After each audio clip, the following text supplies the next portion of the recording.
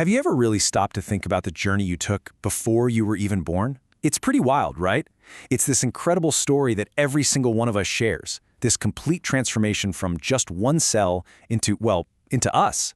So for the next few minutes, we're going to dive into that amazing 9-month odyssey and see exactly how we're all made. It all kicks off with this. A single moment. One sperm cell meets one egg, and bam, the starting gun fires on this perfectly timed, almost miraculous cascade of development. This is it. This is the moment that starts building a person, literally from scratch. Now, this whole process, it unfolds in 3 major acts.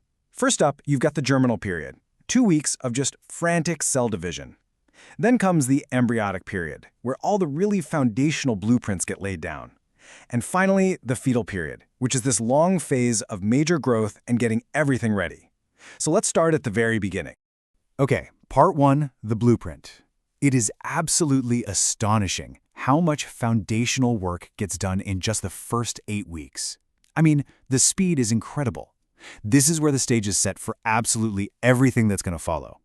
This diagram here shows that very first phase just perfectly.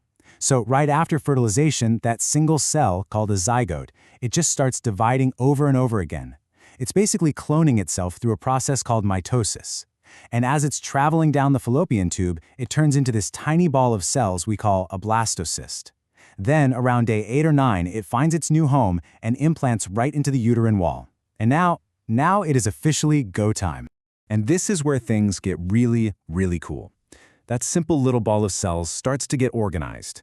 During this embryonic period, it actually forms 3 distinct layers, and each one has a super specific job. You've got the endoderm, which becomes our internal organs, then the mesoderm, which builds our skeleton and muscles, and finally the ectoderm, which forms our brain and our skin. It's literally the ultimate architectural blueprint for a human being. You know, while the embryo is so busy building itself, it's also building its own personal life support system. Think of the amnion like a private, temperature-controlled swimming pool that also acts as a shock absorber. The umbilical cord? That's the ultimate supply line. And the placenta? Wow, the placenta is a temporary superorgan. It acts as the lungs, the kidneys, and the digestive system all rolled into one, managing the flow of nutrients in and all the waste out.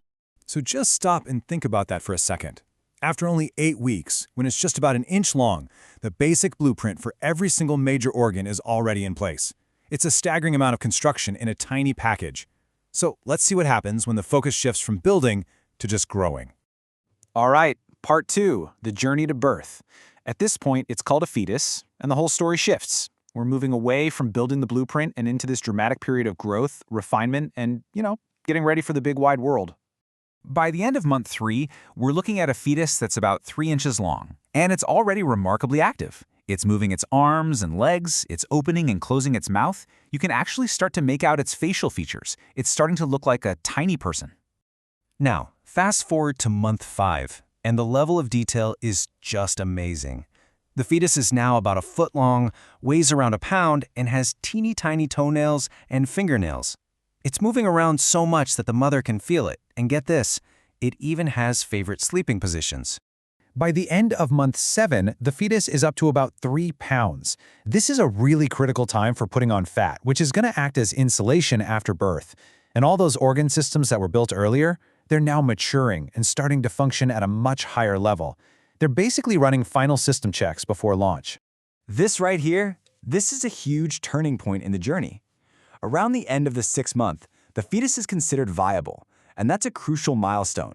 It means that, for the very first time, it has a fighting chance, of survival outside the womb, even though it would need a lot of medical help.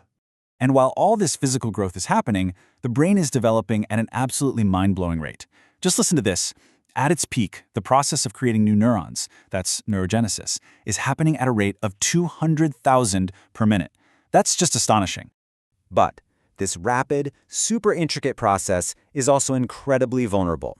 And that brings us to part 3, the obstacles. Because, look, to really understand the journey, we also have to understand all the hazards that can throw it off course. So what is it that makes this whole journey so delicate? Well, it's kind of a paradox. The very speed and precision that make it so amazing, that's also its greatest weakness.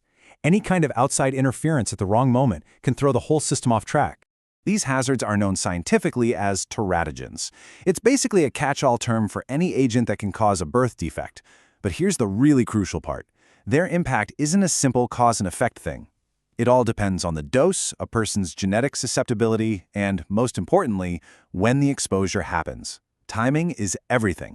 History gives us a really tragic and powerful example of this: thalidomide. It was a drug prescribed to pregnant women back in the 50s and 60s, and it caused these devastating limb malformations in newborns. It was such a harsh lesson on just how sensitive the embryo is during that critical period of organ formation in the first 2 months. And those lessons are just as relevant today. We now know about so many common hazards. Alcohol can lead to fetal alcohol syndrome, which really impacts the brain.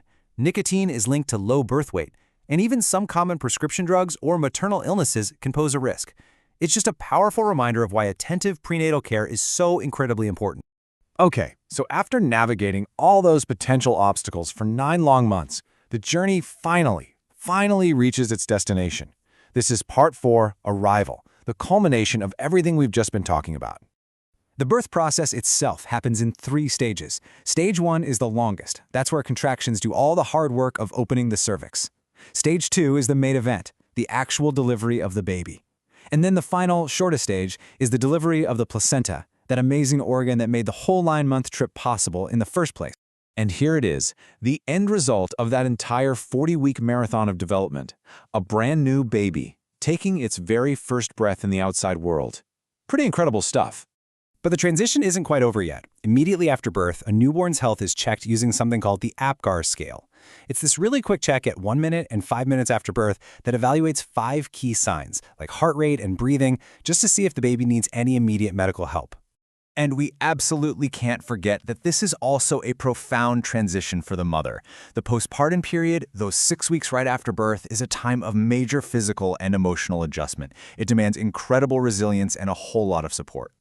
And with that, the 9-month journey inside the womb is complete. An unbelievable story of creation has reached its conclusion. But of course, this isn't really an ending, is it? It's the beginning of an entirely new adventure. Which, I guess, leaves us with the real question: what comes next?